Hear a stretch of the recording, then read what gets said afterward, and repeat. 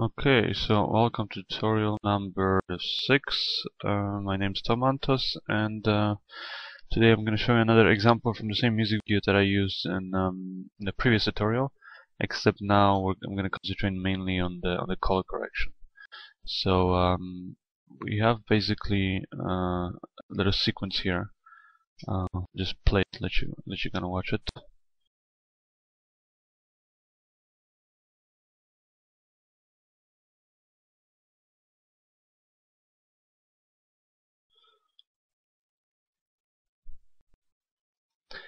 So as you can see, it's two different scenarios, or well, the same scenario, but two different times of the day. The first is in the middle of the night, and then in the morning, showing this couple waking up.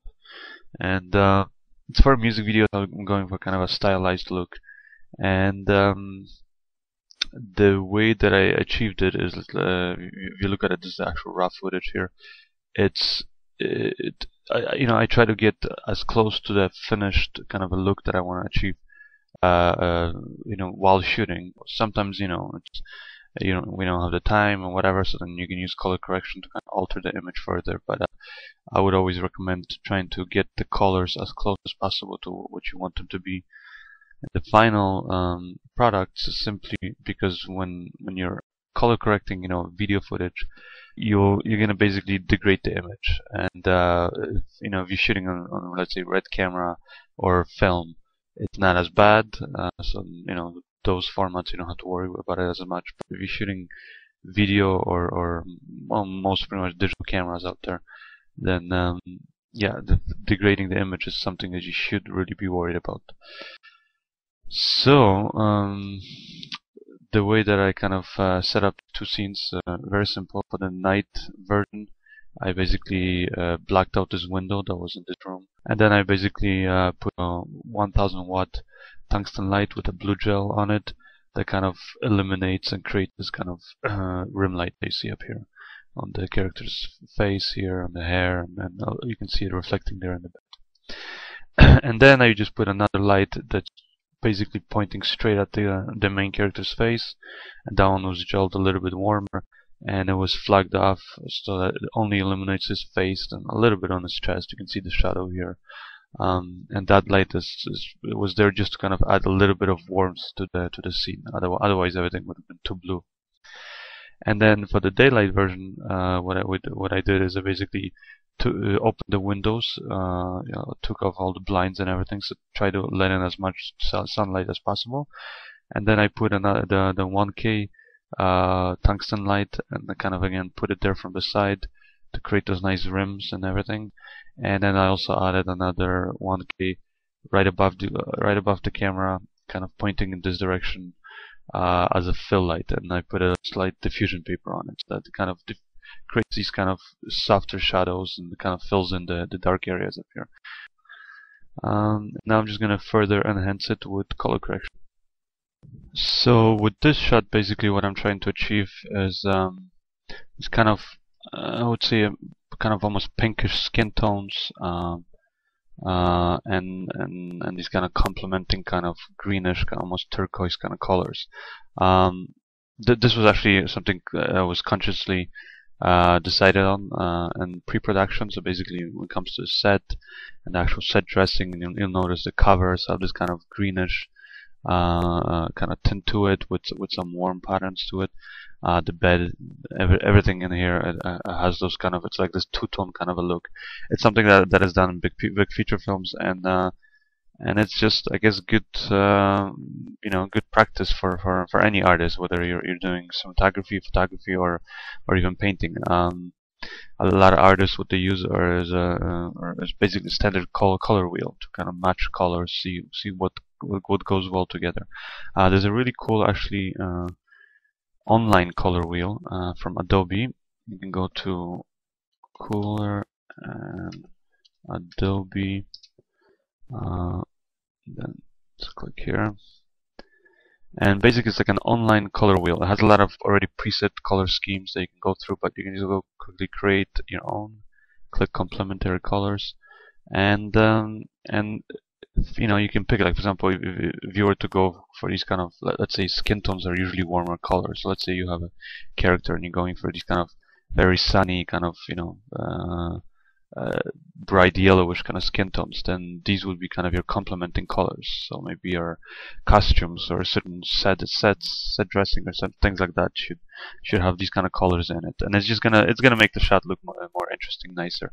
The same thing if you go, for example, for something like that they have in the new film with Benicio del Toro and Anthony Hopkins, the Wolfman. In that movie, they have these kind of brownish, like almost kind of brownish, kind of muddy colors for most of the film, and then when they do have other kind of colors, it's these very kind of bleak blue, kind of gray-looking colors, like you see up here. And what I'm going for is sort of something like this. This is kind of, these are maybe kind of the skin tones that I want, and these are the kind of colors that I want that kind of fit. So just to kind of compare it, this is sort of what I want to achieve there with on the wall and stuff like that.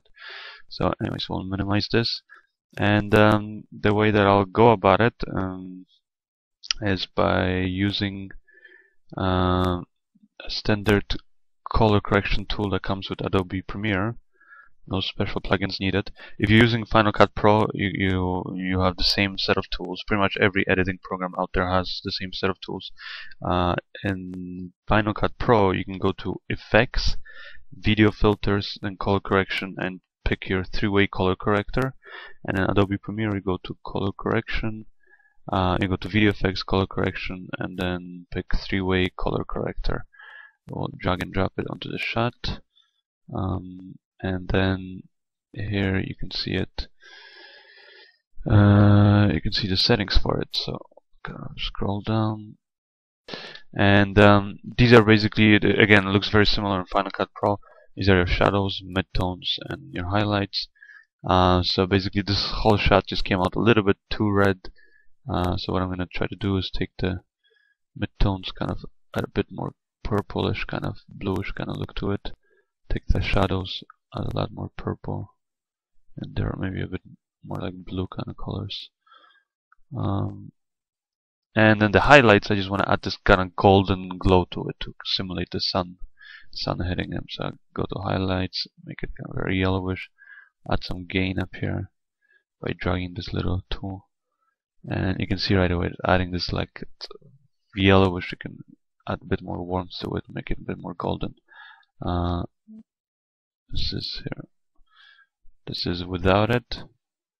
Notice it just looks flat, and this is with it. It looks like golden, and I would say that's pretty much it for the color. So if you quick color correction, this is before, this is after, and then maybe I'll adjust the kind of the brightness and levels of this shot, and I do that by going to Video Filters, Effects, and then Adjust, and Levels.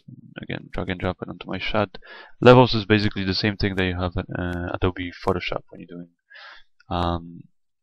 you're doing adjusting photos and stuff like that. Just basically adjust your brightness. So this is your shadows, midtones, and this is your highlights. So if I drag the highlights, more to the left, I'm basically blowing out, more and more of the values in this image, and kind of making them just kind of completely white, overexposed pixels. This is a little preview window they have to work out of in Premiere. It's not the best, but it does the trick, I guess. And the image comes in upside down because this whole music video was shot on the M2 adapter, so everything was upside down. Anyways, here I'm gonna adjust the shadows. I'm gonna just crush the blacks. So basically taking the shadows, and I'm kind of pulling them in, basically taking any of the similar values of these kind of the grayish dark pixels that are almost black, and I'm just turning them into complete black pixels. So that's kind of what I'm doing, and then I'll counter it a little bit by adding a bit more value to the midtones, and that's it. So this is kind of how it looks, kind of brings more life to the shot. So this is how the shot looked before, kind of washed out and reddish, and then this is with the color correction, and this is with the levels adjusted. So I'm pretty happy with this. And we'll go on to the next shot, which will continue in the following tutorial. So click on that button now to go to tutorial number 7.